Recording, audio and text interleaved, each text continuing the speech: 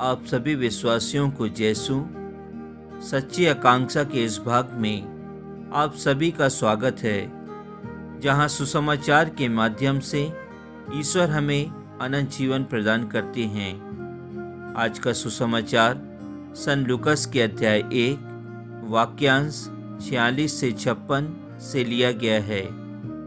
क्रिस्त में प्यारे विश्वासियों, आज के सुसमाचार को यदि हम देखें तो हमें मालूम होता है कि माता मरियम स्वर्गदूत से जो सम्मान पाती है, उस सम्मान को पाने के बाद वह अपने ईश्वर की प्रशंसा और गुणगान एक भजन के द्वारा करती है।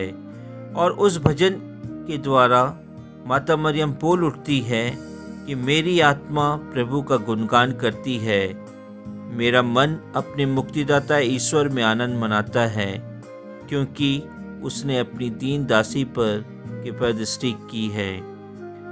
अब से सब पीढ़ियां मुझे धन्य कहेंगी। क्रिस्त में प्यारे भाई और बहनों, हम सभी जानते हैं कि माता मरियम बाल्यावस्था में ही मंदिर में अर्पित की गई थी। उनके माता पिता ने माता मरियम को मंदिर में समर्पित कर दिया था ताकि वह मंदिर की सेवा कर सके, मंदिर में एक दासी के रूप में कार्य कर सके। और निश्चय ही माता मरियम जब स्वर्गदूत गैब्रियल से मिलती है और उन्हें मालूम होता है कि वह उनके ईश्वर की माता बनने चुनी गई है, तो वह अपने आप को महान, अपने आप को सौभाग्यशाली मानती है।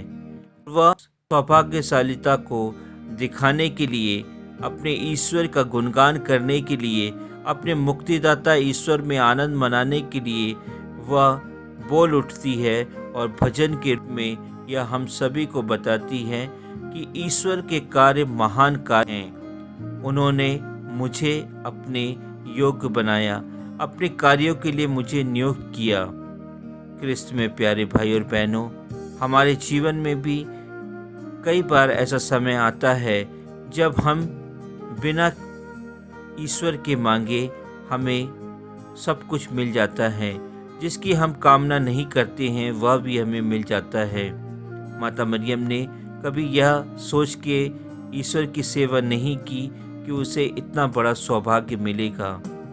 हम भी कभी कभी यह नहीं जानते हैं कि ईश्वर हमें यह प्रदान करेंगे कि नहीं करेंगे, लेकिन ईश्वर हमें वह सब कुछ प्रदान करते हैं। ईश्वर हमें इसलिए प्रदान करते हैं ताकि हम ईश्वर के करीब होते हैं, ईश्वर की आराधना, स्तुति, वंदना करते हैं, ईश्वर के द्वारा अपने जीवन को चलाते हैं, ईश्वर के नियमों का पालन करते हैं, जिस प्रकार माता मरियम ने अपने जीवन में किया था। क्रिस्त में प्यारे भाई और बहनों, माता मरियम ने अपने भजन के द्वारा हम सभी को यह भी बताया कि ईश्वर ने अपना बाहुबल प्रदर्शित किया है। उन्होंने सभी घमंडियों को तितर बितर कर डाला है। उन्होंने शक्तिशालियों को उनके आसनों से गिरा दिया और दीनों को महान बना दिया है।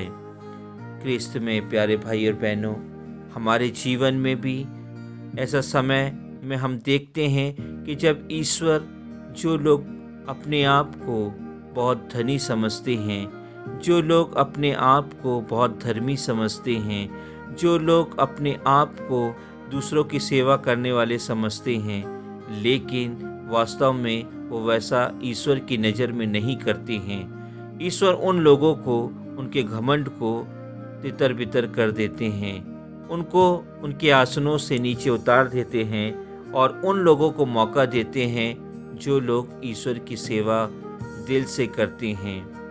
वे लोगों को मौका देते हैं जो लोग ईश्वर के कार्यों को आगे बढ़ाते हैं। क्रिस्त में प्यारे भाई और बहनों, आज के सुसमाचार के माध्यम से हम सभी को यही मालूम होता है, हम सभी यही जानते हैं कि हमें ईश्वर के कार्यों को एक दास बनकर करना है।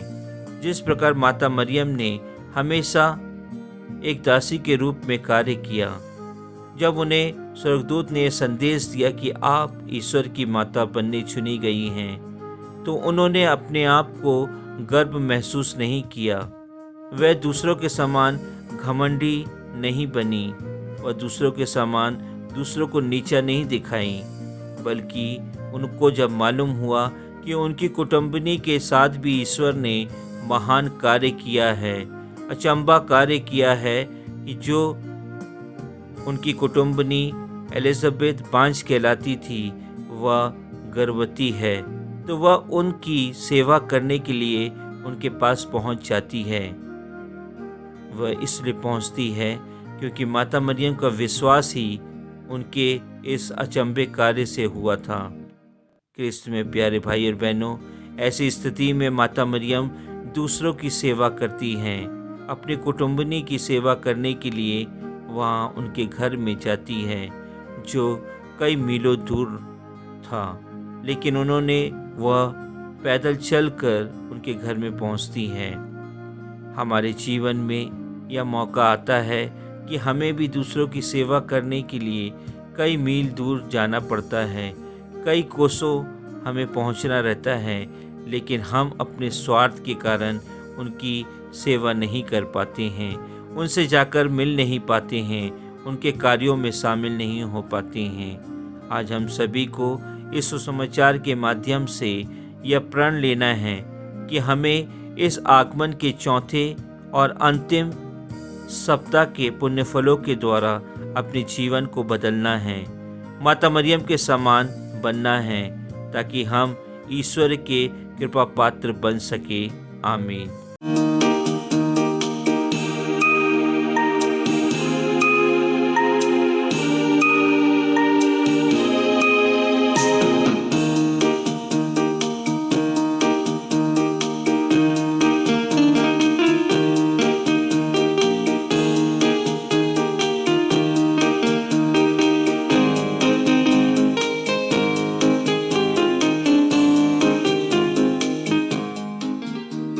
मरिया मेरी माँ, प्रभु की प्यारी माँ, दिल में सदा रहना, जीवन तू भरला।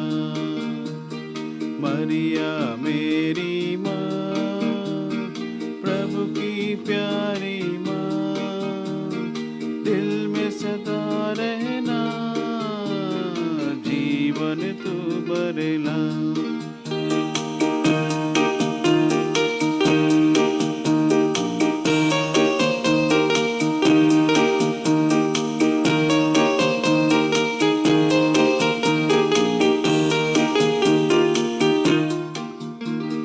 हसवन की धारा क्यों बहती है माँ, क्या दुख है तेरा, मुझको तू बता। हसवन की धारा क्यों बहती है माँ, क्या दुख है तेरा, मुझको भी तू बता। सूली पर सुत को दुख तू रोती माँ, यहाँ के पाप हमारे तुझको रुलाते माँ। सूली पर सुत को दुख तू रोती माँ, यहाँ पाप हमारे तुझको रुलाते माँ। मरिया मेरी माँ, प्रभु की प्यारी माँ, दिल में सदा रहना, जीवन तू भरला।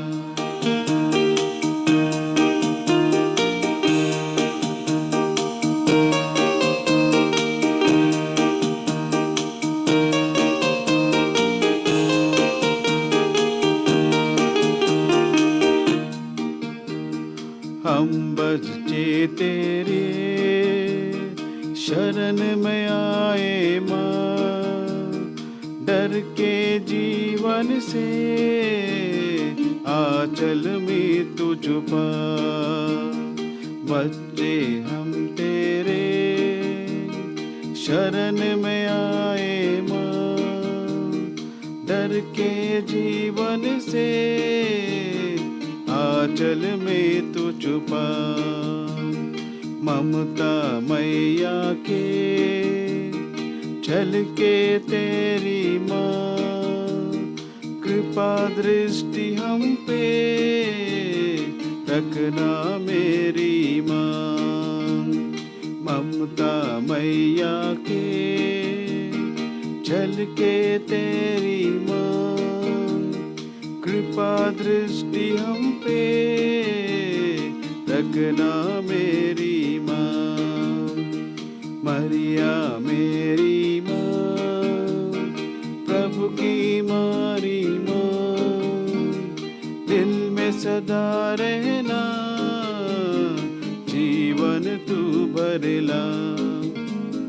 मरिया मेरी माँ, प्रभु की प्यारी माँ, दिल में सदा रहना, जीवन तू भरला।